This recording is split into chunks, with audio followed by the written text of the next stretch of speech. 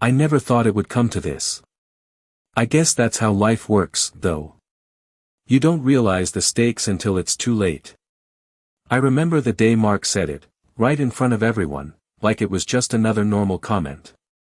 "The house is mine now," he said, almost with a smirk, like he had already won. And there I was, sitting at the dining table, pretending like I didn't just hear him claim what wasn't his. I didn't say a word, not in that moment. But something inside me twisted, something didn't sit right. How could he say that? And why wasn't I saying anything?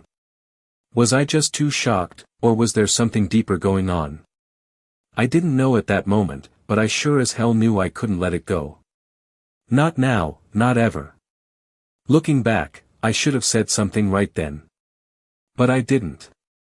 I stayed quiet, watched as Mark went on with his little performance, as if it was his house, his life. He spoke like it was a done deal.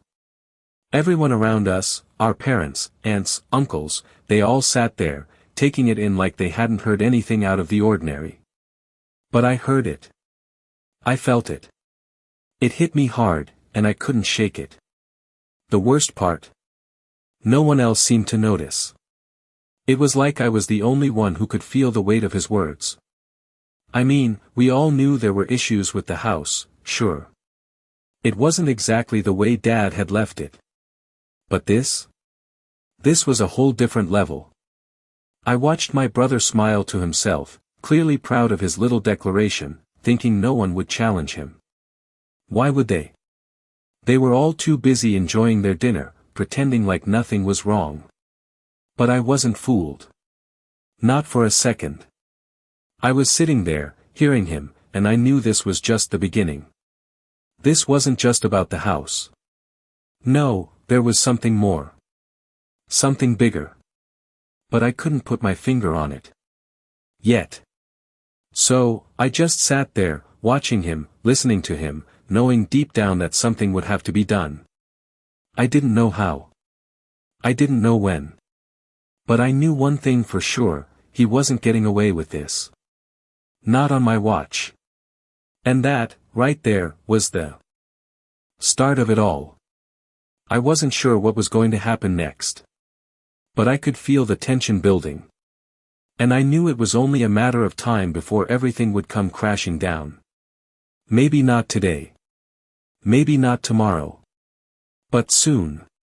And when it did, Mark would have no idea what hit him. That's when I realized it, it was too late to back down. I didn't have a choice anymore. I had always known there were things unsaid in our family, but up until that day, I didn't realize just how much had been simmering underneath the surface. After Mark made that statement at dinner, I couldn't shake the feeling that something had shifted. It wasn't just the house, it was something more. I could feel it, that familiar knot in my stomach.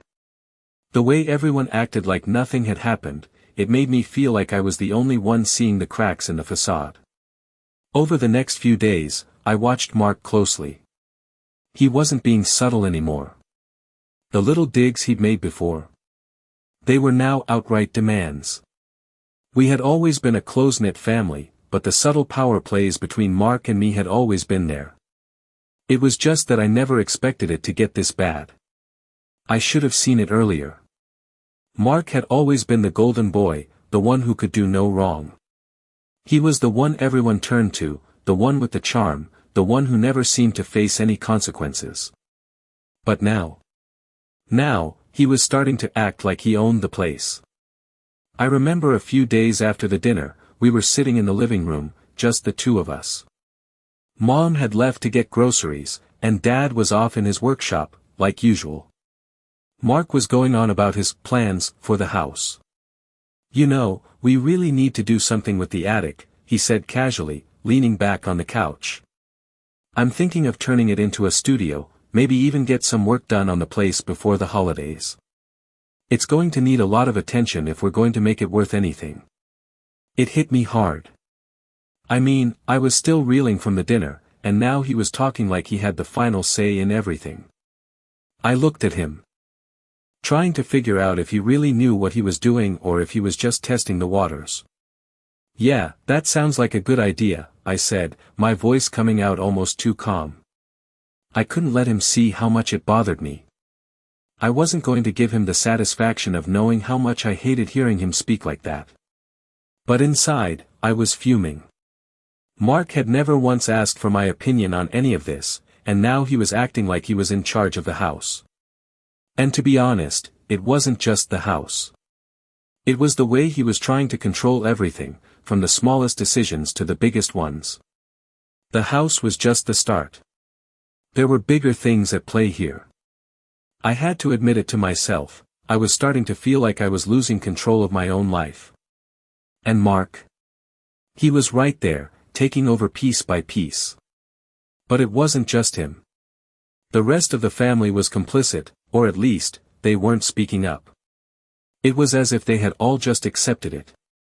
I hadn't realized just how many of them were backing him until that day when we were talking about the house. Dad had given me that look, the one that said, "It's not your place to question Mark." I knew that look well. It was the same one he gave me when I asked about things I didn't understand growing up. Always the same. I could feel my frustration growing with every passing day. It was like a slow burn that had been simmering under the surface for years, and now it was about to explode. And the worst part? I was starting to feel like I couldn't talk to anyone about it. Not Mom. Not Dad. Not even my friends. It was like I was the only one who cared about the truth, and everyone else was too busy living in their own little world to notice what was happening. That's when I realized, if I was going to do anything about this, I was going to have to stand up for myself. I couldn't keep letting Mark walk all over me, and I couldn't keep pretending that everything was fine. I had to figure out what was really going on. But how? The more I thought about it, the more I realized that this wasn't just about Mark. It was about something bigger. Something that had been going on for years, and now it was finally coming to a head. I had to find out what that was. I had to get to the bottom of it. But there was one thing I knew for sure, Mark wasn't going to get away with this. Not without a fight. I could feel the tension in the air every time Mark and I were in the same room. It wasn't something I could ignore anymore. His behavior was starting to become more and more bold, and I could tell it wasn't just about the house anymore. It was about control, and he was making it clear that he wanted to take over everything. At first, I thought it was just me overthinking things, that maybe I was being paranoid. But then I started noticing little things. Like how Mark started making decisions about the house without even asking me or anyone else in the family. He would just casually mention changes he was making, as if it was his right to decide. "I was thinking of getting the roof fixed next week," he said one day, sitting at the kitchen table, sipping his coffee. "The old shingles are starting to wear down, and it's only going to get worse if we don't take care of it." I just stared at him, trying to hide the disbelief. He didn't even ask if anyone else agreed with this plan, didn't care if the money would come from the family's account or if others had a say. It was like he had already decided it was his to manage. This was a small thing, but it was starting to add up. I could feel the frustration rising in me, but I stayed quiet. What good would it do to argue? I had to pick my battles, and this wasn't the hill I wanted to die on. But the more I stayed quiet, the more I realized something was off. It wasn't just about the roof or the house, it was about Mark trying to control the narrative, trying to take charge of the family's decisions. And no one was stopping him. No one was questioning his authority. At first, I thought maybe he was just being his usual bossy self. But soon, it became clear that this wasn't just a phase. This was Mark making his move. A week later, during another family dinner, he did it again. The topic of the house came up, and Mark immediately jumped in, talking about how he was going to reorganize the living room. I hadn't even said a word before he was telling everyone his plans, his vision for the house, like it was already a done deal. "I was thinking of moving the furniture around, maybe changing the layout a bit," he said, looking around the table for approval. "The house will look more modern if we do it right." This time, I couldn't keep quiet. I had to say something. "Why do you get to decide all of this? I asked, trying to keep my voice calm. Mark just looked at me, his expression unreadable. What do you mean? He asked, almost as if he didn't understand why I would question him. It's not just your house, you know, I said, my voice barely above a whisper. But my words didn't seem to register. He just shrugged it off, like it didn't matter. It's not a big deal. I'm just trying to help, he said. But I knew better. He wasn't helping. He was taking over. And the worst part? No one else seemed to care. No one else seemed to notice. Mom and Dad were too busy talking about something else, and the rest of the family just nodded along like it was the most normal thing in the world. It was like Mark had already claimed it, and everyone else had accepted it. I felt the anger bubbling up inside me, but I kept it in check. I couldn't let him see how much it was bothering me. If I did, he'd win. And I wasn't about to let that happen. But deep down, I knew I couldn't just let this go on. Mark wasn't just taking over the house. He was taking over everything. I could feel it in the way he talked, in the way he moved through the house like he owned it. And the worst part was, no one else seemed to care. No one was standing up to him. No one was questioning him. It was like they were all just letting him do whatever he wanted. I felt completely alone in this. And that was when I realized, I couldn't keep letting him run the show. I had to do something. But what? How could I fight back against someone who had already made everyone else believe that he was in charge? It wasn't going to be easy. But I knew one thing for sure, this was just the beginning. I couldn't let Mark take over everything. I had to take control back. But how? That's what I still didn't know. I remember the day like it was yesterday. The tension in the room was so thick you could cut it with a knife. It wasn't just a regular family gathering anymore. It had become an arena, and I was about to get blindsided by my own brother. This time, though, it wasn't about the house anymore. It was about my reputation. We were all sitting around the dinner table. The conversation was light, almost too light for my taste. Mom was talking about the garden, Dad was reminiscing about the old days when we were kids, and the rest of the family was just chatting away, like nothing had changed. But Mark? Mark was acting different. I could tell. He was sitting there, casually passing around the mashed potatoes, but his eyes kept darting toward me. Like he was waiting for something. I didn't know it at the time, but I could feel the shift.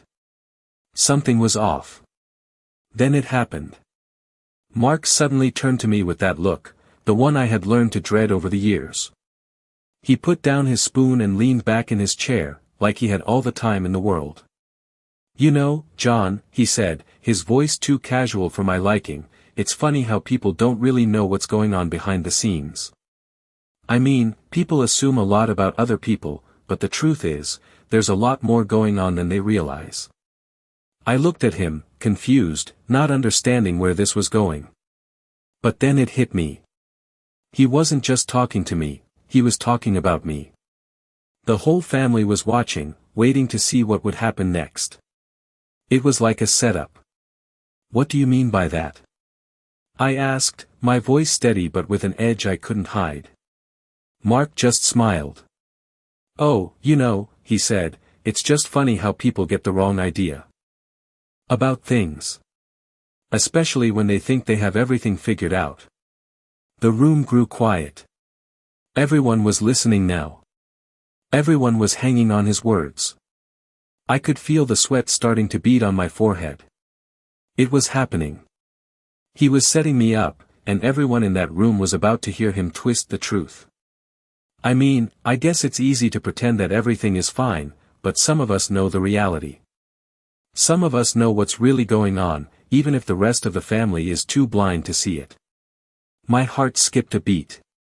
It felt like he was trying to expose something, but I had no idea what he was getting at. And worse, he was doing it in front of everyone. It wasn't just the house anymore. It wasn't even about me taking control back from him. It was about him discrediting me in front of our parents, in front of our family. He was trying to make me look like the bad guy. He wanted to make me seem irresponsible, like I didn't know what was going on. And the worst part? No one was saying anything. No one was standing up for me. Mom was still looking at her plate, pretending she didn't hear anything. Dad was chewing slowly, clearly uncomfortable, but not ready to step in. And everyone else? They were just watching, like it was some kind of game. I had to do something. I couldn't just sit there and let him humiliate me. But I also knew that if I made a scene, it would only make things worse. So, I took a deep breath and asked, "What exactly are you trying to say, Mark?" He looked at me like I was the one who was being unreasonable. "Oh, nothing," he said, shrugging. "Just making an observation. You know, it's funny how people can get so caught up in their own lives, and forget that other people have their own struggles.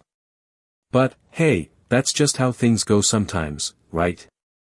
I could feel the heat rising in my chest. He was twisting the knife, and there was nothing I could do to stop it. Everyone was still quiet, waiting for the next move, and I was caught in the middle of it all. I wanted to fight back. I wanted to say something, anything, to put him in his place. But the truth was, I was losing. He had already planted the seed of doubt in everyone's mind, and I could see it. I could see it in their eyes. They were starting to wonder if I was really the one who had everything under control. If I was really the one who deserved to be in charge. And that's when I realized, Mark had already won. He had manipulated the entire situation. He had played his cards so carefully, so perfectly, that even I was starting to question myself.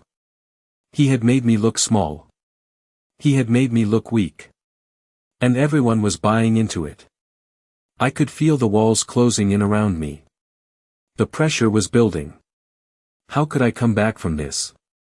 How could I fix the mess Mark had just made of everything?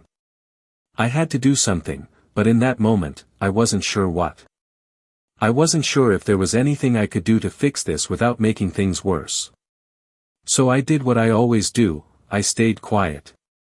I let it play out. I let him have his moment. But inside, I knew that this wasn't over. No, this was just the beginning. The beginning of something much bigger, something that was going to change everything. And as I sat there, watching Mark smirk to himself, I knew one thing for sure, he wasn't going to get away with this. I didn't know what to expect after the dinner, but I sure as hell wasn't expecting what happened next. A few days passed, and it felt like the air in the house was getting thicker. Every time Mark spoke, I could feel him pushing more boundaries, testing the limits of how much he could control. It was subtle, at first. But the more I thought about it, the more I realized that Mark wasn't just making casual suggestions or decisions about the house. He was trying to plant the idea that everything was his, that he was in charge, and I was just a bystander. One afternoon, while I was going through some old family photos in the living room, Mark walked in and started talking about the renovations he planned to make on the house. This time, he didn't just mention it in passing. He was serious. "You know, I've been thinking," Mark began, "we need to replace the windows in the front of the house. The current ones are outdated, and they're not even energy efficient. It's a smart investment in the long run." I looked up from the photo album, trying to keep my cool. "Okay, but who's going to pay for that? Have you talked to Dad about this?" I asked, already sensing the tension building. "I don't need to talk to Dad about it," Mark replied, brushing off the question like it didn't matter. "I've already got a guy lined up to do the work, and we'll just take care of it. It's the kind of thing that needs to be done, and I'm not going to wait around for approval." His words hit me like a punch to the gut. He didn't even feel the need to ask anyone. He was moving forward with these decisions like they were already made. And I knew it wasn't just about the windows anymore. It was about him taking control of everything. As much as I wanted to push back, I stayed quiet. The last time I spoke up, it only made things worse. But now, more than ever, I felt like I had to do something. But what? I couldn't exactly challenge him on the spot, he had already made the decision for everyone. That night, I couldn't sleep. I kept replaying what had happened earlier, and the more I thought about it, the angrier I got. Mark wasn't just taking charge of the house, he was trying to control everything, including me. He had already manipulated the situation, and now he was making moves that I didn't even see coming. It wasn't just about power, it was about getting everyone else to believe that he was the one who had the right to make all the decisions. I couldn't let him do that. I couldn't let him make me invisible. But how was I supposed to stop him when it felt like no one else cared? The next few days were tense. Mark continued on his path, making little changes here and there. He even started rearranging the furniture in the living room without saying a word to anyone. It was as if he had already claimed every space in the house as his own, like he was the one who could make all the decisions. But what really struck me was the way everyone else reacted, or rather, didn't react. Mom and Dad didn't say anything. It was like they had accepted that this was how things were now. That Mark was the one in charge, and I was just, well, I wasn't even sure what I was anymore. It was like I didn't even exist in the conversation. I didn't know when it happened, but I started to realize that I was being erased from my own family. Mark had taken over, and I had let it happen. The more I thought about it, the more I knew I had to do something about it. I couldn't just keep letting him have his way. But what could I do? Mark was already so far ahead, and I had done nothing but watch it all unfold. I kept thinking back to the conversation about the renovations. He had already started the process, without even asking for approval. And I had stood there, frozen, not saying a word. But I couldn't stay frozen forever. I had to figure out a way to take back control, to make sure that I wasn't left in the dust. But how? As the days passed, I could feel the walls closing in. It was like Mark was tightening his grip, and every move he made seemed to be leading me closer and closer to a breaking point. I started to question everything. Was I really this powerless? Was I really just going to sit back and let Mark take over? It didn't sit right with me, not at all. But even with all that anger building inside me, I still didn't know what to do. The more I thought about it, the more I realized I wasn't just angry at Mark. I was angry at myself. I had let this happen. I had allowed him to take control, and now I was paying the price. That night, I lay in bed, staring at the ceiling, trying to figure out what I could do next. Mark had been so careful, so calculated in his approach. He had made sure that everyone believed that he was the one in charge. He had manipulated the whole situation, and I was left with nothing but frustration and a growing sense of helplessness. I couldn't keep letting him win. But I wasn't sure how to fight back. That was the problem. Mark was good at this. He was good at making people think he was right, at making them believe that he deserved everything. And I was starting to think that maybe I had lost this battle before it even started. But I couldn't let it end like that. I couldn't just give up. It was time to find a way to turn the tables, to show Mark that I wasn't going to be the quiet one anymore. I just had to figure out how. I had enough. The pressure had been building for weeks, and now it was reaching a point where I couldn't stay silent anymore. Mark had crossed a line, and I knew I couldn't let it go. But what could I do? He had the house, he had the support of almost everyone in the family, and he was making decisions as if they didn't even need to be questioned. But I couldn't just keep standing there, letting him walk all over me. I wasn't going to let him win without a fight. It was one of those moments when everything inside you clicks. I was sitting in the living room, looking at the papers that had been sitting on the coffee table for days, documents that Mark had never bothered to discuss with me. They were about the renovations, about the house's future, about everything he was taking control of. And that's when it hit me, if I wanted to stop him, I had to go beyond just standing up to him. I needed proof.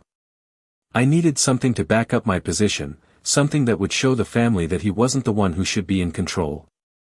It wasn't just about fighting for the house anymore. It was about showing everyone the truth. So I started looking into the financial records of the house. It wasn't easy, and I had to go through some old files and receipts, but slowly, I started piecing together the puzzle. The numbers didn't add up. Mark had been taking money from the family account for the so-called renovations, and the amount was growing. It wasn't just a few thousand here and there, it was significant. I felt my blood pressure rising as I realized the full extent of what Mark had been doing.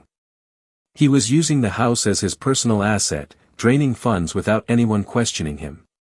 He was manipulating the whole situation, and no one had a clue about what was really going on.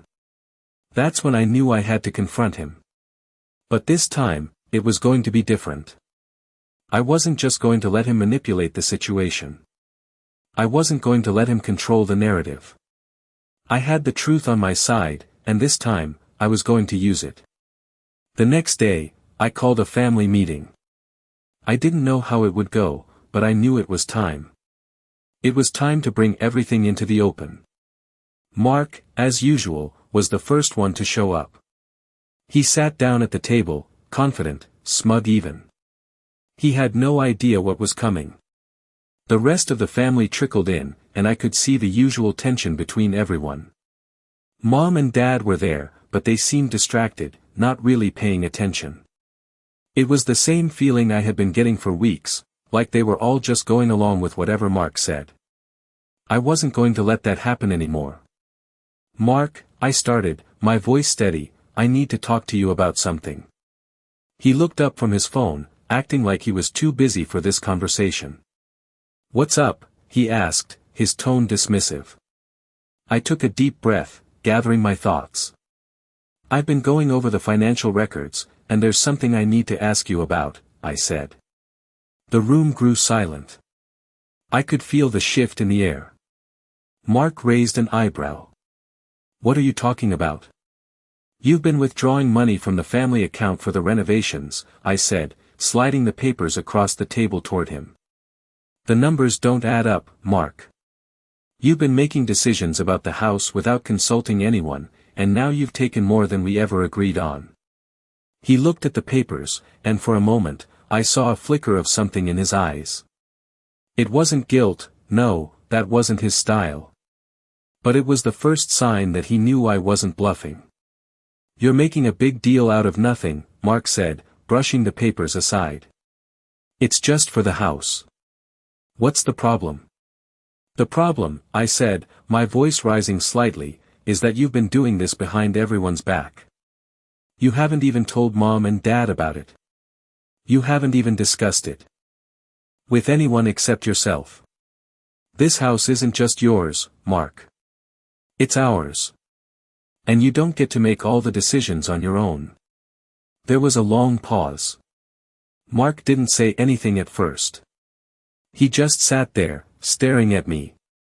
I could see the wheels turning in his head, but he wasn't ready to back down yet.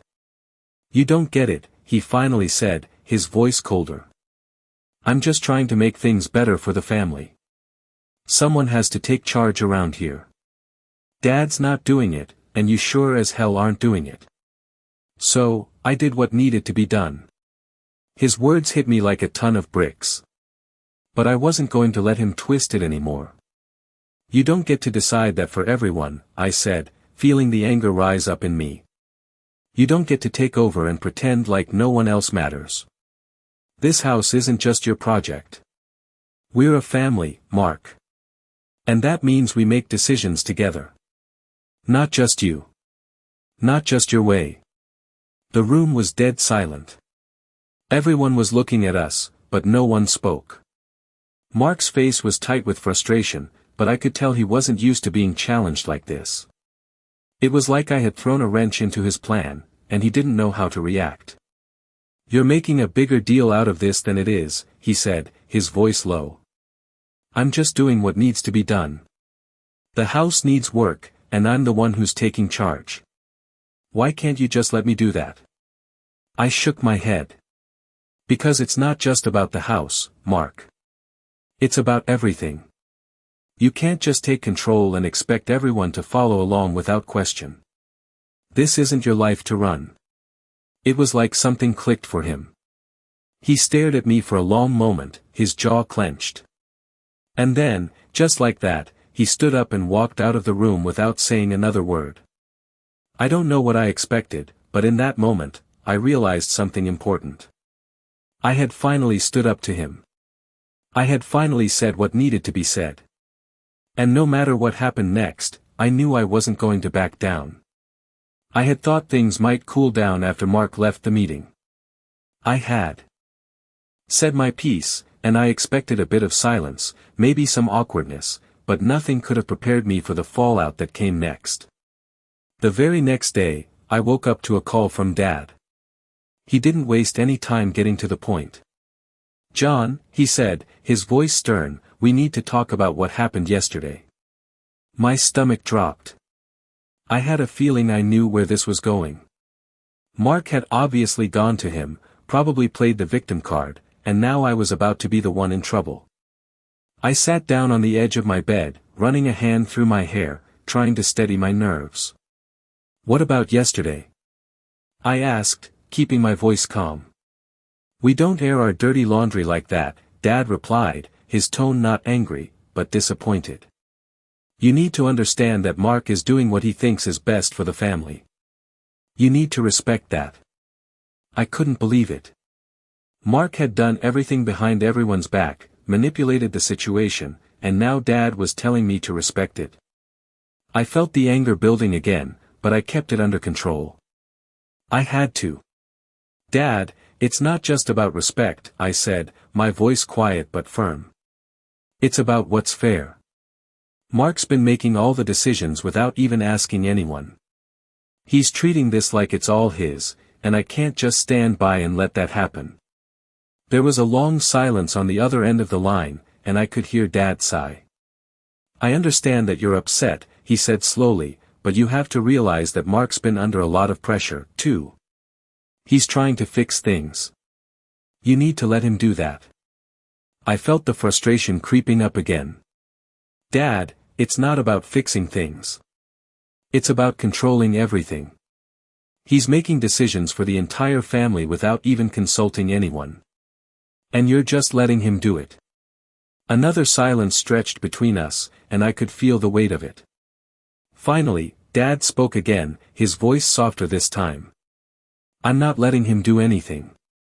But sometimes, John, it's better to let him take charge. You don't have to agree with everything, but you have to give him space to make his own choices. You've got to stop fighting him on everything." I felt a lump form in my throat. It was the same thing he always said when Mark did something wrong: let it go. How many times had I heard those words growing up?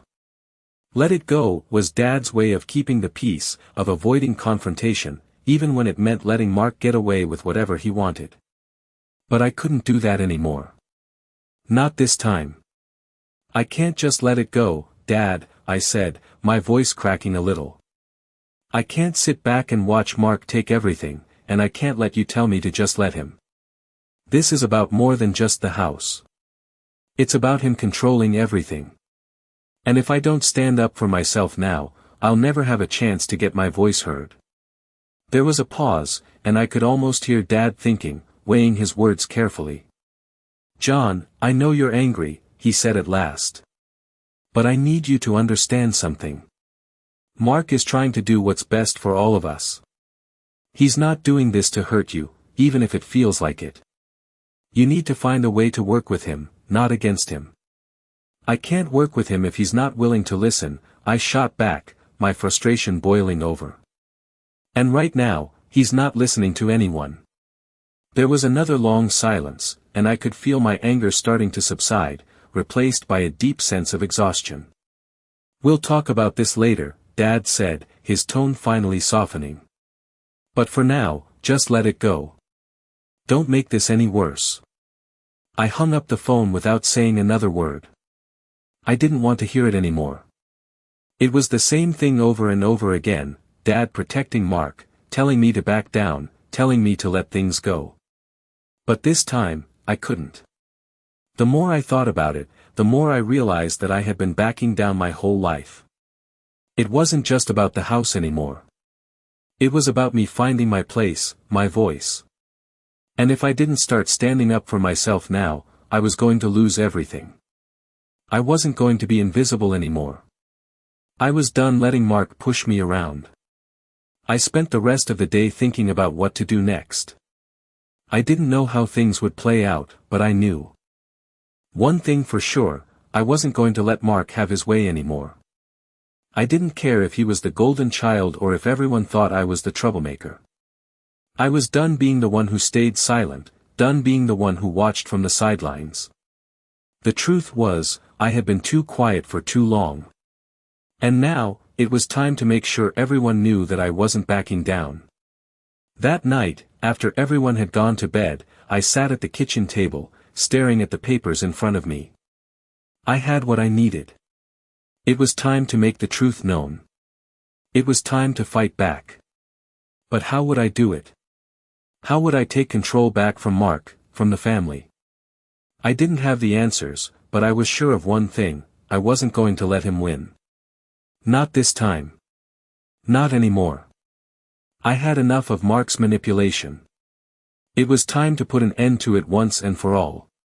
After the conversation with Dad, I realized that the only way to make this right was to take control of the situation myself. No more playing nice. No more letting him walk all over me. I had to show everyone that I wasn't just some silent observer in my own life anymore. I gathered the documents I had found, everything I had uncovered about the financial mishandling, the secret withdrawals, the decisions Mark had been making behind closed doors. It wasn't just about the renovations anymore. It was about him trying to take over the entire family dynamic, and I wasn't going to let that happen. I knew that if I didn't act fast, Mark would spin everything in his favor, just like he always did. He had already planted the seeds of doubt in everyone's minds, and I could see how he had carefully manipulated the narrative. He had made himself the hero, the one who was taking charge, while I was left in the shadows. But not anymore. I wasn't going to let him make me look like the villain in this story. I was done playing by his rules. The next family gathering couldn't come soon enough. I had to make sure that I had everything lined up, ready to confront Mark. I wasn't just going to walk into the room and start shouting accusations. No, I needed to be smart. I had to hit him where it hurt, his own credibility. The night of the gathering, I could feel the nerves building up inside me. Mark had no idea what was coming. He showed up early, as usual, strolling into the house like he owned the place. He flashed his usual confident smile, but I could tell something had changed. Maybe it was because he could sense that something was off between us. The family started to trickle in, and soon enough, the tension was palpable. Everyone could feel the weight of the unspoken words between Mark and me, but nobody said anything. They just went on with their conversations, pretending like everything was normal. Mark, on the other hand, seemed to be in his element, holding court with Mom and Dad, as usual, while I stayed on the sidelines, watching. I waited for the right moment, and when it came, I knew I had to make it count. I stood up, cleared my throat, and caught Mark's eye. His smile faltered for a split second, but he quickly masked it with a cocky grin. "John, what's up?" he asked, as if he didn't know. The rest of the family turned their attention toward us, and I could feel all eyes on me. This was it. "We need to talk," I said, my voice calm but firm. I could see the tension building in his expression, but he didn't back down. "About what?" Mark asked, feigning innocence. I pulled the papers from the bag I had brought with me and laid them on the table.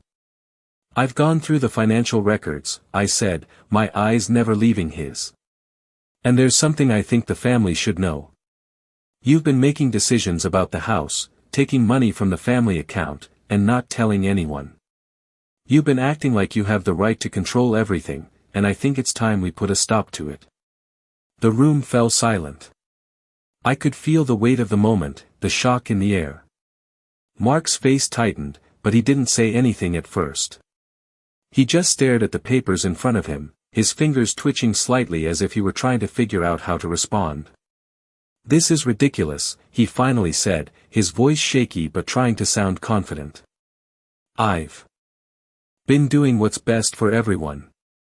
You don't know what you're talking about. No, I do know what I'm talking about, I said, my voice getting louder, but not in anger, just in conviction. I know exactly what's been going on. And I'm not going to let you make these decisions on your own anymore. You've been hiding everything from the family, manipulating situations, and pretending like you're doing it all for us. But you're not. You're doing this for yourself. Mark's jaw clenched, and for a moment, I thought he might snap. But he didn't. Instead, he looked around the room at our parents and the rest of the family, his face turning red.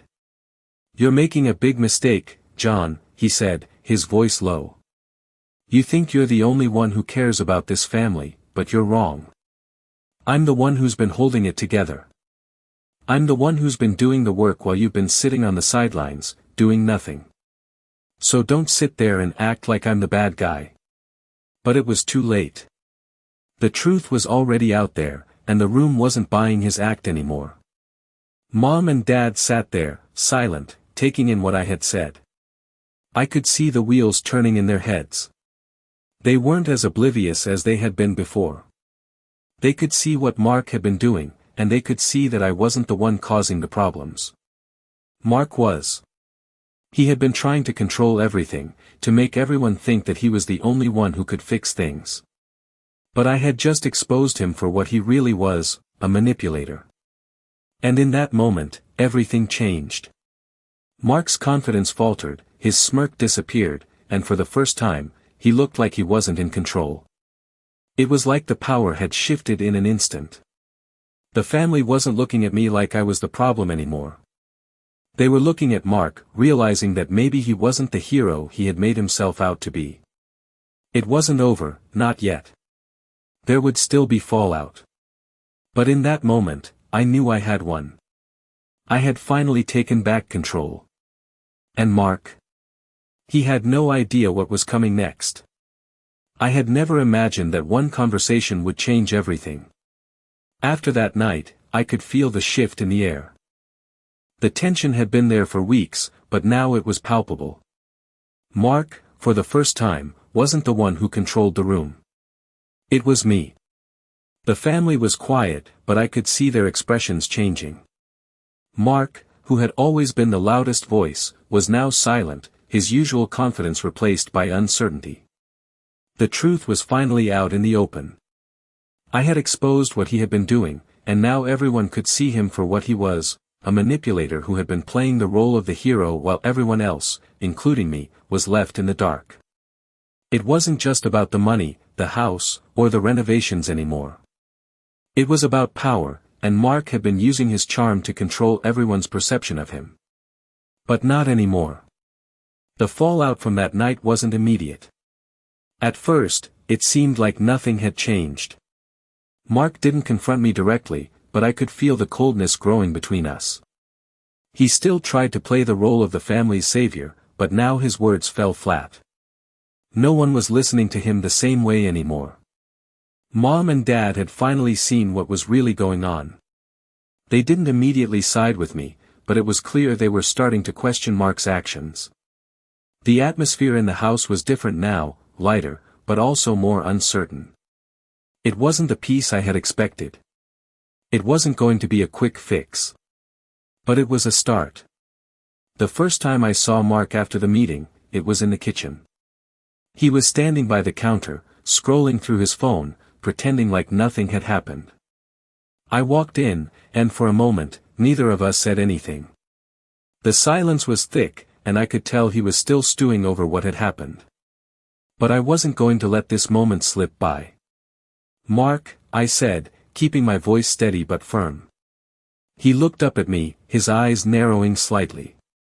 What? He replied, his tone cold, but there was a flicker of something behind his gaze. I didn't flinch. We need to talk, I said, my words calm but determined. About what? He asked, clearly irritated. About what happened. About everything, I said. I'm not letting you get away with what you've been doing. He scoffed, shaking his head as if I was overreacting. You're just Bitter because I'm the one making things happen. You're always sitting there, doing nothing, and when I step up, you get upset.